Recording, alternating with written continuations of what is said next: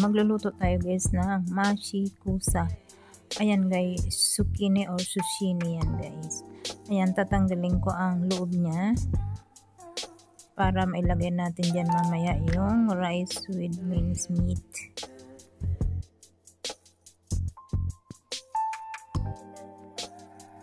So habang tinatanggal ko yung loob niyan guys, nakababad na yung aking rice. So nakababad na ng 1 hour. And then pagkatapos natin ito, mamaya i-mix na natin yung minced meat at rice. So ayan, tapos na siya guys.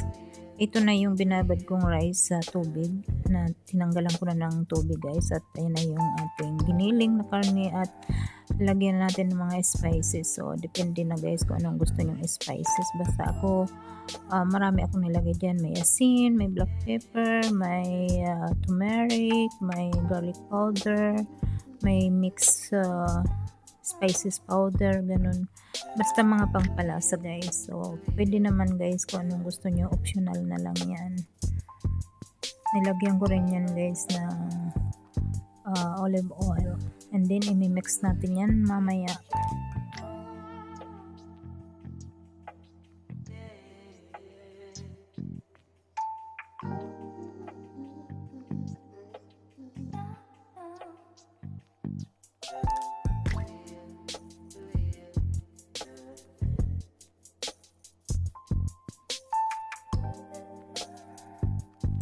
So ayan, minimix na natin yan guys para lahat ay mag-absorb sa rice and sa giniling yung mga spices bago natin ilalagay sa ating zucchini or zucchini.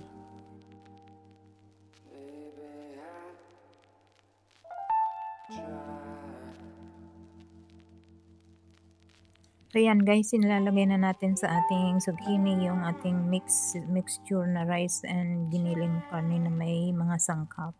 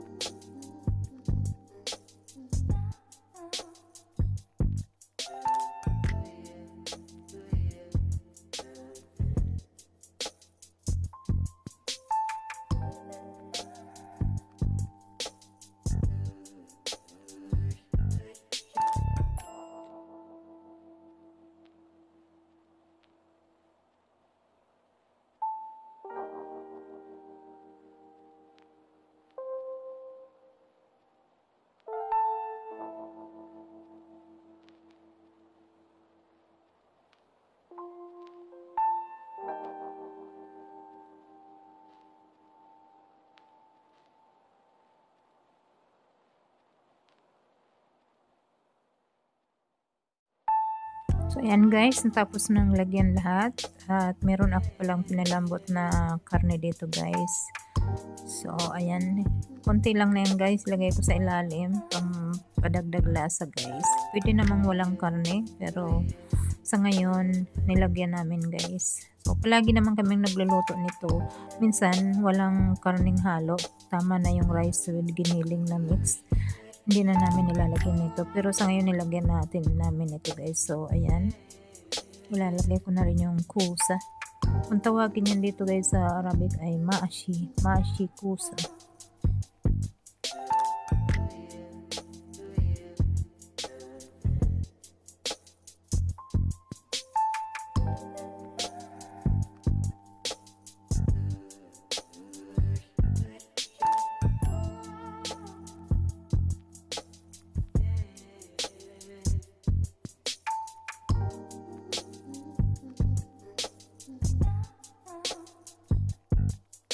Yung sabaw ng karne guys na pinalambutan natin ay inalagay ko dyan, yan ang pinakasabaw niyan. Dinagdagan ko na lang siya ng tubig. Tapos ito guys, tomato paste, nilagay ko sa bowl. Pwede namang direktang ilagay doon sa kung saan tayo nagluluto. Pero ito nilagay ko muna sa bowl. And then lalagyan ko ng tubig para tunawin ko muna dito bago ko ilagay.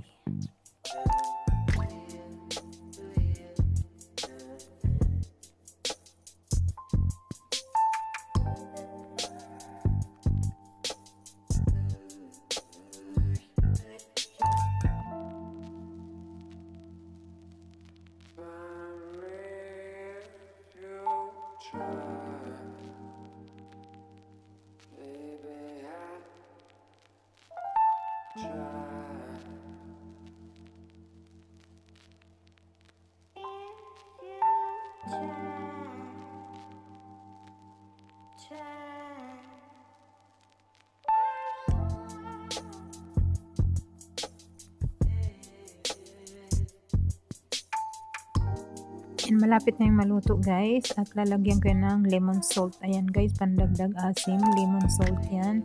At lagyan natin ng dry mint leaves, pangpalasa, dagdag lasa or flavor guys.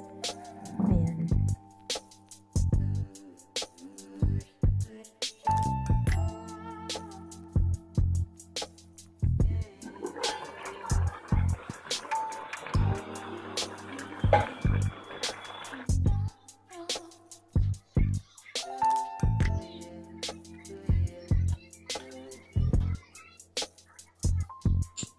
Lagay na natin sa ating tray. Medyo malaki yata yung tray na ilagay natin guys. Pero hayaan mo na. Sa amin lang naman to guys, sa aming pamilya. Kami lang naman ang kakain nito.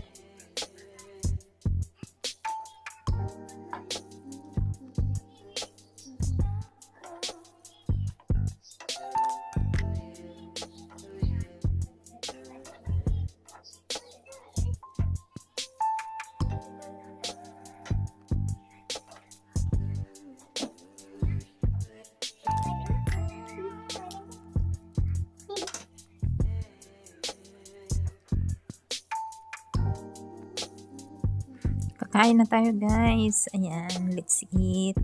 Kainin natin na ang ating nilutong mashi kusa. Ayan, thank you so much guys sa panonood at sa lahat ng nagsusuporta. Maraming salamat. At maraming salamat sa panonood nyo sa mga simpleng luto ni Ate Lawrence. Thank you so much sa lahat ng aking subscriber, mga members, mga nagsishare ng blessing. Thank you so much guys. Magbakas-bakas lang po kayo yes, para pag may time si Ate Lawrence ay babalikan po kayo. Maraming salamat and see you next time. God bless everyone.